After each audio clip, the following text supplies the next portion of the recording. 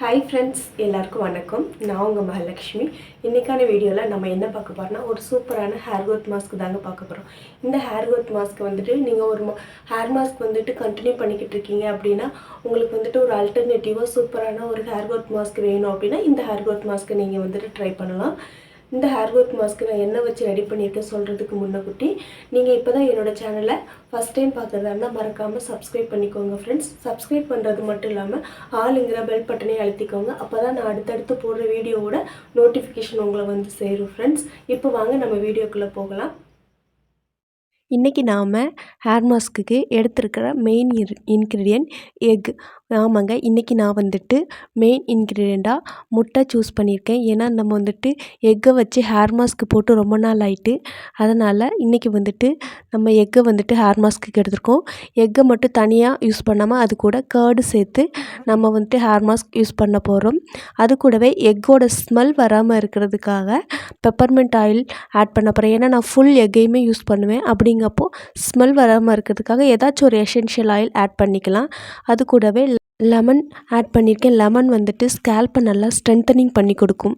Egg hair mask வந்துட்டு நம்ம ஹேரை வந்துட்டு ரொம்பவே ட்ரை ஆக்கும். அப்படிங்கிறனால நான் வந்துட்டு இந்த ஹேர் மாஸ்க்கு கூட கொஞ்சமாக ஒரு ஸ்பூன் போல் கேஸ்ட் ஆயில் ஆட் பண்ணியிருக்கேன். நீங்கள் வந்துட்டு கேஸ்ட் ஆயிலுக்கு பதிலாக தேங்காய் எண்ணெய், ஆலிவ் ஆயில், அப்படி இல்லைன்னா ஆல்மண்ட் ஆயில், ஏதாச்சும் ஒரு ஆயில் நீங்கள் யூஸ் பண்ணுற எந்த ஆயில்னாலும் ஆட் பண்ணிக்கோங்க. இப்போ நான் எல்லாத்தையுமே ஒரு பெரிய பவுலில் வந்துட்டு சேர்த்துக்கிறேன். சேர்த்ததுக்கப்புறமா இதை வந்துட்டு நல்லா பீட் பண்ணிக்கோங்க. நீங்கள் வந்துட்டு இதை ஒரு மிக்ஸி ஜாரில் வச்சு சேர்த்து பீட் பண்ணி அப்ளை பண்ணனாலும் அப்ளை பண்ணுங்கள். அப்படி இல்லைன்னா இந்த மாதிரி ஒரு பவுலில் வச்சு ஒரு கரண்டி வச்சு நல்லா வந்துட்டு பீட் பண்ணி கூட நீங்கள் வந்துட்டு ஹேர் மாஸ்க்கு அப்ளை பண்ணலாம். நாம் வந்துட்டு எக்கை வந்துட்டு ஹேர் மாஸ்க்காக யூஸ் பண்ணும்போது நம்ம ஹேர் க்ரோத்துக்கு ரொம்பவே ஹெல்ப் பண்ணுங்க. எக்கில் உள்ள ப்ரோட்டீன்ஸ் எல்லாமே நம்ம ஹேர் க்ரோத்தை வந்துட்டு நல்லாவே இன்க்ரீஸ் பண்ணி கொடுக்கும். அதே சமயம் எக்கு கூட நம்ம வந்துட்டு கர்டு சேர்த்து ஹேர் மாஸ்க்கு அப்ளை பண்ணும்போது நமக்கு வந்துட்டு ஸ்கேல்ப்பில் உள்ள டேண்ட்ரஃப் எல்லாமே நல்லாவே ரிமூவ் பண்ணி கொடுக்கும். அதே சமயம் நம்ம எக்கு ஹேர் மாஸ்க் வந்துட்டு நம்ம ஹேரை வந்துட்டு ரொம்பவே ட்ரை ஆகும். அதனால தான் நான் அதோடு வந்துட்டு ஆயில் ஆட் பண்ண சொல்கிறேன். இப்போ எல்லாத்தையுமே நல்லா பீட் பண்ணி நம்மளோட ஹேர் மாஸ்க் வந்துட்டு ரெடி ஆகிடுச்சு.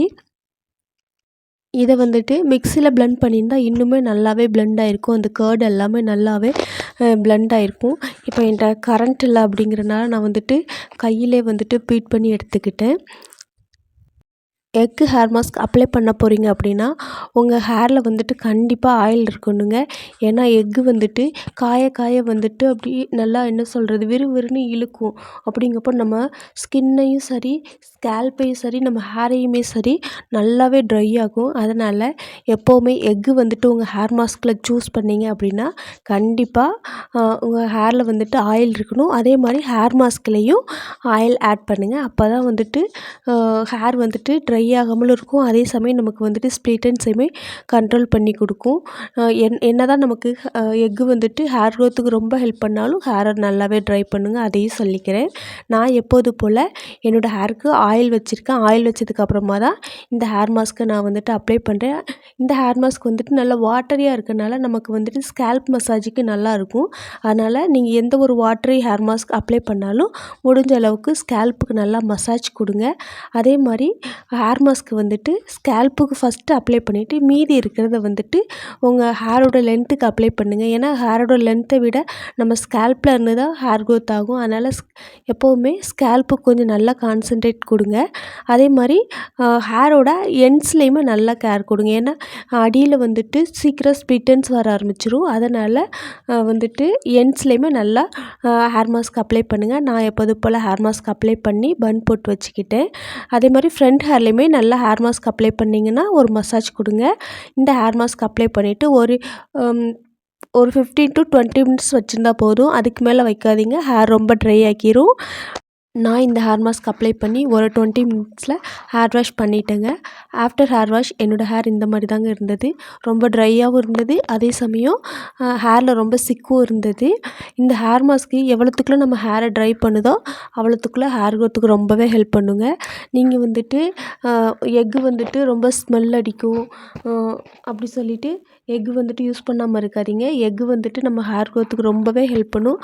அதே சமயம் நீங்கள் ஒயிட் மட்டும் எடுத்துகிட்டு எல்லோவை வந்துட்டு அவாய்ட் பண்ணாதீங்க. ஏன்னா எல்லோலேயே நம்ம ஹேர் க்ரோத்துக்கு தேவையான எல்லா நியூட்ரியன்ஸுமே அதுலேயும் இருக்குது. அதனால் ஒயிட் மட்டும் யூஸ் பண்ணிவிட்டு எல்லோவை அவாய்ட் பண்ணாதீங்க. ஆஃப்டர் ஹேர் வாஷ் என்னோடய ஹேர் வந்துட்டு இந்த மாதிரி தாங்க இருந்தது. இன்றைக்கி கொஞ்சம் ட்ரையாக தான் இருந்தது. நான் வந்துட்டு ட்ரையாக இருக்கனால நான் காலையில் எழுந்திரிச்சதும் ஆயில் அப்ளை பண்ணிக்குவேன் ஃப்ரெண்ட்ஸ். நீங்களும் இந்த ஹேர் மாஸ்க் அப்ளை பண்ணிவிட்டு ரிசல்ட் எப்படி இருந்ததுன்னு சொல்லுங்கள் ஃப்ரெண்ட்ஸ். இன்றைக்கான வீடியோ உங்களுக்கு பிடிச்சிருந்துச்சுன்னா மறக்காமல் ஒரு லைக் பண்ணிக்கோங்க ஃப்ரெண்ட்ஸ். மறுபடியும் சொல்கிறேன், நீங்கள் இப்போ தான் ஃபஸ்ட் டைம் என்னோடய சேனலை பார்க்குறாண்டா மறக்காமல் சப்ஸ்கிரைப் பண்ணிக்கோங்க ஃப்ரெண்ட்ஸ். நீங்கள் கொடுக்குற சின்ன சின்ன லைக் அண்ட் சப்போர்ட் தான் எனக்கு பெரிய மோட்டிவேஷன் ஃப்ரெண்ட்ஸ். Bye friends.